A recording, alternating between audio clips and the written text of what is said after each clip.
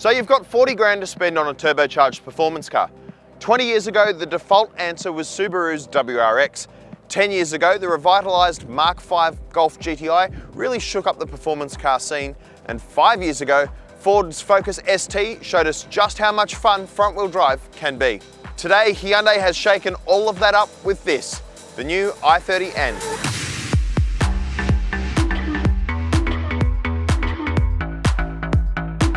This is Hyundai's first go at a proper performance car, and it's a cracker.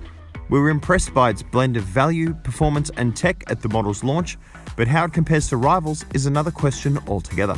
Ford's Focus ST is priced from $38,990 plus on-road costs, or with special offers on right now, you can get it for just under 40 grand on the road. The Focus ST is a real favourite in the drive office. It's a previous winner of our best performance car under $60,000 class at Drive Car of the Year, and it's a playful machine with plenty of grunt. Powered by a turbocharged 2-litre 4-cylinder turbo engine with 184 kilowatts and 345 newton meters, or up to 360 newton meters of torque with overboost, the Focus drives the front wheels through a 6-speed manual transmission. The Focus ST has been a favourite in the drive office simply because it's such an engaging drive. You floor the throttle on the steering wheel squirms in your hand with torque steer. If you lift off the throttle sharply coming into a bend, the tail arcs around with lift-off oversteer more dramatically than just about any other car I've driven. It is a lot of fun to drive the Focus, and that's why it's here. This has been a mainstay of this class for a long time for us, and even a Drive Car of the Year category winner. The ST has a real gem of an engine under the bonnet, and it sounds good too, although I suspect some of that is augmented into the cabin via various tubes and pipes and electronic fakery. Certainly sounds good. Responds really well, there's not much lag at all, it just leaps forward when you touch the throttle, and there's an excellent relationship to its gear lever as well. Bit of a longer throw than what you'd find in the i30 or the Golf, but it's no deal breaker at all. The ST is a really fun car to drive. It's also reasonably easy to live with as well. It doesn't have multi-mode suspension. Instead, it makes do with a single tune that is really quite spot on. It's uncanny actually. The car does a great job when you push it hard, but also if you just want to potter around in town, it's actually quite comfortable to live with as well. Couldn't quite say the same about the cabin though. While it has these outstanding Recaro seats and a nice leather trimmed flat bottom steering wheel, there is some matte black plastics that are just everywhere here that really make the car feel a little bit dated and not at all special. Certainly, you know, you can put a lot of people in the Focus ST and they wouldn't really realise this is a performance car or anything out of the ordinary. Couldn't say the same about some of its rivals. ST really is a car that you have to drive. It doesn't feel digital and fake and disconnected like some of its rivals. It feels analog and interactive and just so much fun. This really is one of my favourite cars to drive. Honestly, it's right up there with stuff like a Toyota 86, particularly if you want to do slides and things. This will drop some absolutely massive skids on the way into a corner though, not on the way out. We're not going to demonstrate that on a public road today, but take it from me, the Focus ST is a lot of fun on the road and on the track. The Focus scores points for being cheap to service, but loses ground for having the smallest boot among our hatchback trio. It's also set for replacement soon, so your new car might not feel all that new after a few months. The same is true of Subaru's WRX. The Impreza it is based on was replaced quite a while ago, suggesting that a new Rex is just around the corner. Priced from $39,240 plus on-road costs, the Subaru doesn't stack up too well as a value proposition. You miss out on gear such as sat-nav, autonomous emergency braking and multiple drive modes. It's the most expensive car here to service, and its touchscreen is the smallest one here. As always, the WRX is powered by a horizontally opposed Boxer 4-cylinder turbo engine, which makes 197 kilowatts and 350 newton meters. The WRX has the highest power to weight ratio of this group. It really is a quick car in a straight line. Do you know what though? It also has the lowest torque to weight ratio. It doesn't feel as effortless as some of its rivals do on the road. I also have a bit of a hiccup with its relationship between the 6-speed manual transmission and the all-wheel drive system and the engine. There's something in there that doesn't quite gel, particularly at low speed when you're really trying to hustle the car and make progress. There are flat spots in its power delivery and just some frustrations around the way that the clutch engages and the revs pick up again. I struggle to get into a rhythm in this car the way that I do with others. can be a bit disappointing. There are two things that really separate this car from the rest of the group. The first is that it's only available as a sedan, and the second is that it has full-time all-wheel drive as standard. It drives all four wheels all of the time. That's a key part of the Subaru experience. As such, you've always got traction in this car. You know what though? It's not always what you expect. We were heading up a steep uphill mountain road earlier today, and the Rex was really struggling for traction at the front end. The inside front wheel would spin and then it would sap power, shut everything down, and just you're left frustrated knowing that there's real potential for performance in this car, but that you're being held back by its electronics and what the engineers have decided is the way that you should drive it. The WRX is disappointing. It feels as though Subaru has just taken a bunch of ingredients, all-wheel drive, a turbo, some brakes, tyres, everything, thrown them all together in hope of creating a great car. It doesn't feel holistic and integrated and finely honed towards driving perfection in the way that it should do. It's a little underwhelming and a little disappointing. I don't think it does justice to a legendary badge. The Rex stands out here for its all-wheel drive traction, sedan body shell and solid reputation. I'd argue that there's only one car here that can match the Subaru for badge credibility, and that's the Volkswagen Golf GTI. If the original Golf GTI defined the hot hatch segment, more recent models have almost made the class their own. While it's never been the fastest or most focused car in its class, the GTI is an all-rounder that blends daily livability with a little bit of a naughty streak. While its 2-litre turbo engine produces just 169 kilowatts, the smallest output here, a 350 Nm torque hit gives the Golf plenty of real-world pull. The Golf GTI has the lowest power to weight ratio in this group. It's so low in fact that in some states you can drive this on your learner's permit. Definitely not the case for the WRX. But that doesn't tell the full story, because this is a very light car and it has the highest ratio of torque to weight. So it means that when you put your foot down on the road, it really does hammer along quite well. The GTI is a car that feels stable and composed at most speeds, but it doesn't like to be driven too hard. This is not a track car. You cannot turn off the stability control, and it lacks a limited slip diff up front, which means that when you really push it hard, it starts to scrabble for traction and wheel spin, and you can't really do much about that. You just have to basically drive slower, which, you know, it's not really a great solution, I think.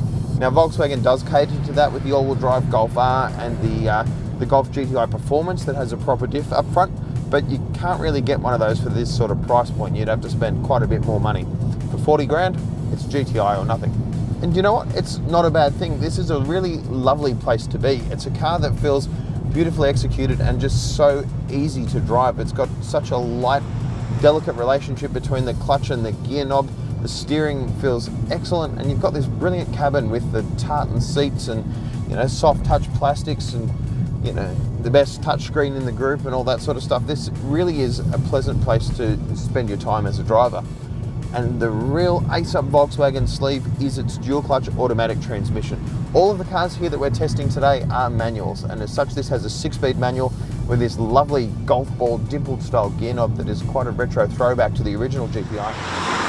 But if you don't want to shift gears yourself, you can have a 7-speed DSG dual-clutch automatic gearbox with paddle shifters, and it is the best automatic transmission you'll find in this class. The Focus and the Hyundai do not offer an automatic transmission.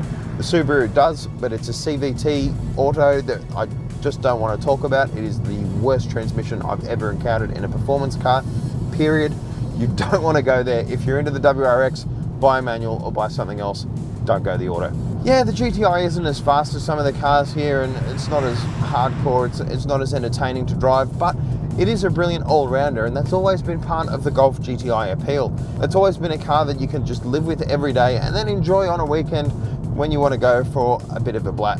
Tends to lean more towards comfort than performance. I'm not particularly impressed by how the GTI handles when you really get up it, but that depends on what you want from the car. If you're going to drive a car like this from Monday to Friday, it's probably the one you choose. It's all the car you need.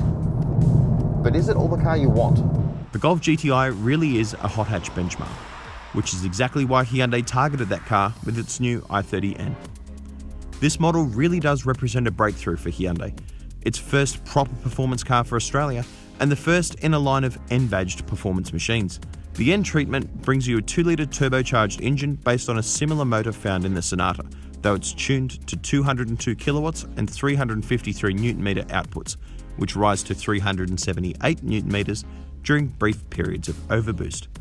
It has the most power of its group, the biggest brakes. It's the only hot hatch here with a proper limited slip differential, and Hyundai claims it's the fastest accelerating of the front drive cars, hitting 100 k's in just 6.1 seconds.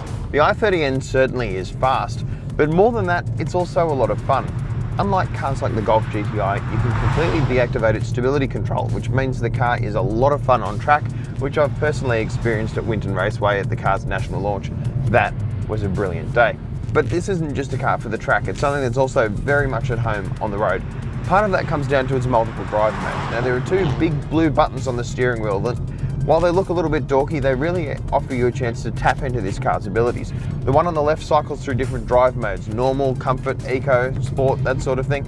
The one on the right gives you access to N mode, which is basically everything turned up to 11, to full attack mode for the car. It affects the steering, the throttle response, the stability control, the exhaust sound, all sorts of stuff, even the way that the front diff bites into the road. And the other mode is a custom mode, and that's what I really like to use on these sort of roads that are a little bit broken and lumpy. It allows you good control over the car without getting bounced off the road, but it also gives you the sharpest throttle settings and stability control and all that sort of stuff as well. Excellent to have that in the car, something I really do applaud Hyundai for including. Hyundai admits that there is one big flaw with this car, and that is right here. There is no automatic option for the i30N, at least not yet. There'll be an 8-speed dual-clutch automatic transmission on the way late next year. Certainly, I don't mind the manual transmission particularly. When each gear shift is accompanied by applause, you get that nice little crack from the exhaust. It makes you feel special. Reminds you that you're driving something that's a little out of the ordinary.